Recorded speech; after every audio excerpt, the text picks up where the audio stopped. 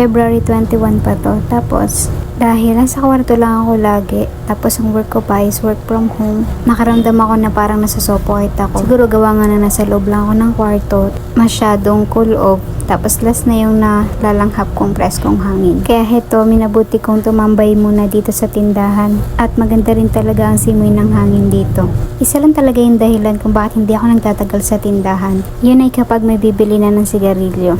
Noon pa man, nung hindi pa ako buntis, hindi ko na talaga kinakaya makalanghap ng amoy ng sigarilyo. What more ngayon, nabuntis ako at iniisip ko na rin yung twins sa tiyan ko. Hindi na nga din ako gaano nagtagal sa pag-stay ko dito. Paano ba naman, ramdam ko na talaga ang bigat ng twins at madali na din talaga mangawit at mangalay ang buntis na ito. Sa hilig ko nga sa chocolate, isip ako ng isip anong memerendahin ko. Ito nga at napabili ako ng Coco Crunch at Yakult. Ewan ko ba, basta kahit anong pagkain na may chocolate, gustong gusto ko talaga. Sobrang dami din naging ganap lately, kaya naman naipunan din talaga ako ng videos. Unti-untiin ko na nga rin silang i-edit kasi gusto ko mapanood ito ng mga future babies ko at mapanood ko na rin kapag maputi na ang buhok ko. O siya, hanggang sa muli!